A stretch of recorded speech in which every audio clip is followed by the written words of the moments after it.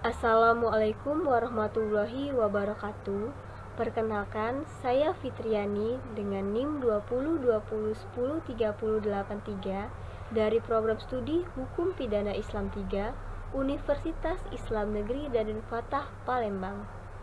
Baiklah, di sini saya akan menjelaskan mengenai judul penelitian yang telah saya rancang.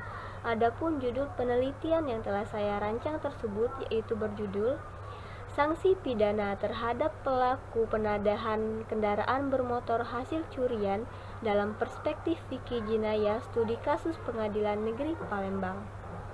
Jadi, alasan saya kenapa memilih judul tersebut karena di Indonesia saat ini tengah marak terjadinya yang namanya penadahan kendaraan bermotor hasil curian, yang mana hal tersebut tentunya sangat meresahkan dan merugikan masyarakat Indonesia, khususnya di daerah Sumatera Selatan di kota Palembang. Di kota Palembang sendiri, saat ini juga marak terjadinya yang namanya penadahan kendaraan bermotor hasil curian tersebut, yang mana nantinya kendaraan bermotor hasil penadahan tersebut dijual kembali ke masyarakat dengan surat-surat yang tentunya tidak lengkap atau bisa saja surat-surat kendaraan bermotor tersebut dipalsukan. Jadi si penada menjual kembali kendaraan bermotor hasil curian tersebut dengan untung yang sedikit dan menipu konsumennya dengan memalsukan surat-surat kendaraan bermotor tersebut. Tentunya hal tersebut sangat merugikan masyarakat di kota Palembang sendiri. Maka dari itu, saya memilih judul tersebut untuk dijadikan sebagai judul penelitian saya. Baiklah, selanjutnya saya akan menjelaskan mengenai latar belakang masalah penelitian yang telah saya rancang. Latar belakang masalah penelitian. Kejahatan mengandung maksud tertentu merupakan suatu pengertian dan penamaannya relatif, mengandung variabilitas dan dinamika serta bertalian dengan perbuatan atau tingkah laku. Penjahat adalah seseorang yang melanggar peraturan atau undang-undang pidana dan dinyatakan bersalah oleh pengadilan serta dijatuhi hukuman. Menurut Vollmar, penjahat adalah orang yang dilahirkan bodoh dan tidak mempunyai kesempatan merubah tingkah laku antisosial. Menurut Osborne, terdapat beberapa tipe seorang penjahat, yaitu 1. Penjahat yang sakit jiwa, 2. Penjahat yang berbuat karena naluri atau insting, 3. Penjahat karena kebiasaan, 4. Penjahat perseorangan, 5. Orang yang disangka penjahat. Salah satu contoh kejahatan yang meresahkan masyarakat di Indonesia adalah penadahan.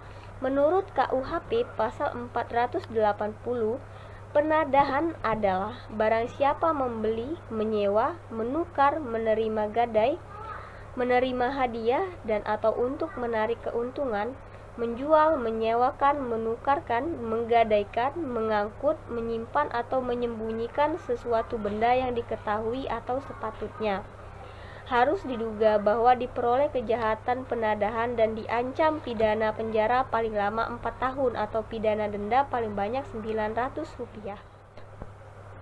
Baiklah, selanjutnya saya akan menjelaskan mengenai rumusan masalah penelitian, tujuan penelitian, kegunaan penelitian, dan definisi operasional dari judul penelitian yang telah saya rancang.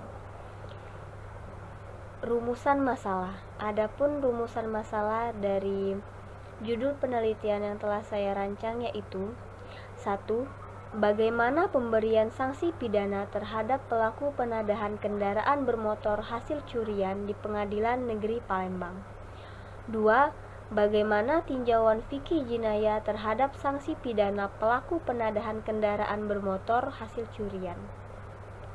Kemudian, tujuan penelitian. Adapun tujuan penelitian dari judul penelitian yang telah saya rancang ada 2, yaitu 1. Untuk mengetahui pemberian sanksi pidana terhadap pelaku penadahan kendaraan bermotor hasil curian di Pengadilan Negeri Palembang.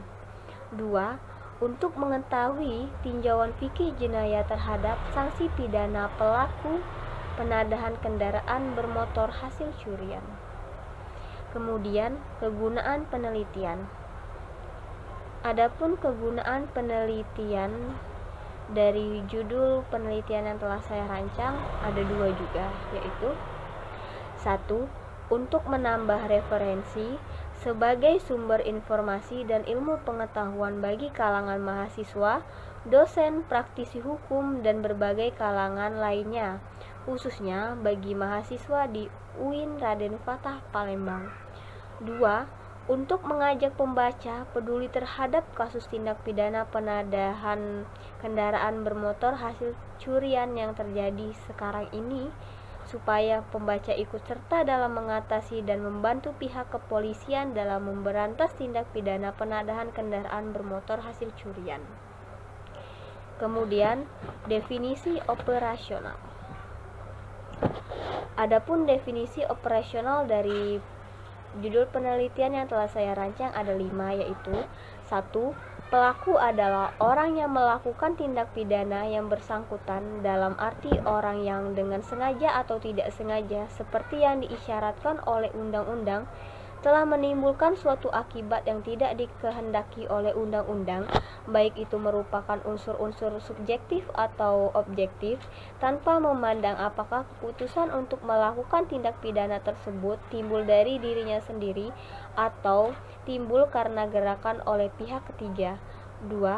Penadah. Penadah adalah sebutan untuk orang yang membeli, menyewa, menerima tukar, menerima gadai, menerima sebagai hadiah, atau karena hendak mendapat untung, menjual, menukarkan, menggadaikan, membawa, menyimpan, atau menyembunyikan sesuatu barang yang diketahuinya atau yang patut disangkanya diperoleh karena kejahatan. 3. Pencurian adalah perbuatan yang dilakukan dengan sengaja untuk mengambil barang milik orang lain secara melawan hukum. Kemudian 4. Saksi adalah seseorang yang mempunyai informasi tangan pertama mengenai suatu kejahatan melalui indera mereka yang dapat menolong memastikan pertimbangan-pertimbangan penting dalam suatu kejahatan. 5. Korban. Korban adalah orang yang telah mendapat penderitaan fisik atau psikis, kerugian harta benda, atau mengakibatkan mati atas perbuatan atau usaha pelanggaran ringan dilakukan oleh pelaku tindak pidana dan lainnya. Secara umum, pelanggaran hukum yaitu pelaku, penada, dan pemalsu surat-surat ataupun identitas kendaraan bermotor hasil kejahatan dilaksanakan antar daerah baik dalam Pulau Jawa ataupun luar Pulau Jawa seperti di Sumatera Selatan. Sebagaimana diketahui, kendaraan bermotor merupakan sarana transportasi dengan mobilitas tinggi. Oleh karena itu, kejahatan pencurian kendaraan bermotor pun merupakan jenis kejahatan yang mempunyai mobilitas tinggi.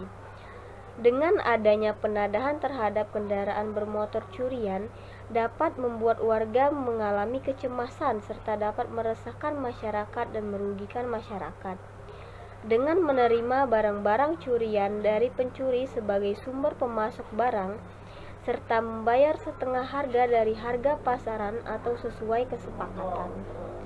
Berbagai cara dilakukan penadah untuk menjual barang curian tersebut, dengan cara menjualnya secara utuh dengan memalsukan surat-surat kepemilikan, dengan cara menjualnya secara terpisah-pisah order deal kendaraan ditempuh agar barang tersebut laku dibeli masyarakat luas. Maraknya aksi pencurian dan penadahan yang telah terjadi sekarang ini perlu ditindaklanjuti dan diberantas untuk menciptakan kenyamanan dan keamanan bagi masyarakat dalam membeli barang yang resmi dan halal sehingga tidak menimbulkan kerugian. Di dalam Islam, hukuman yang diterapkan berbeda dengan hukuman yang berlaku di Indonesia terhadap pelaku kejahatan. Hukuman terhadap pelaku di dalam Islam terbagi menjadi 3 bagian, yaitu 1. Hudud, 2. Qisas diyat, 3. Takzir. Masih kurangnya perhatian dari para penegak hukum atau kepolisian dalam menanggapi maraknya barang-barang hasil curian yang dijual bebas di pasaran, dan kurangnya pengawasan terhadap peredaran barang serta ketidakpedulian masyarakat apabila terjadi pelanggaran hukum menjadi salah satu faktor yang menyebabkan Masih merajalelanya pelaku penadahan yang menjual barang hasil curian secara bebas tanpa takut akan konsekuensi yang akan dia terima apabila ketahuan oleh pihak yang berwenang. Berdasarkan uraian tersebut, penulis ingin mengembangkan dan meneliti lebih lanjut dalam penelitian mengenai kasus penadahan kendaraan bermotor hasil curian menurut fikih jinayah, studi kasus Pengadilan Negeri Palembang. Baiklah, mungkin itu saja yang dapat saya sampaikan dan saya jelaskan mengenai judul penelitian, latar belakang masalah penelitian, rumusan masalah penelitian, tujuan penelitian, kegunaan penelitian, dan definisi operasional dari penelitian yang telah saya rancang. Semoga bermanfaat. Saya ucapkan terima kasih banyak atas perhatiannya. Bila ada kata-kata yang salah, saya mohon maaf. Kepada Allah saya mohon ampun. Saya akhiri. Wabillahi taufiq wal hidayah. Wassalamualaikum warahmatullahi wabarakatuh.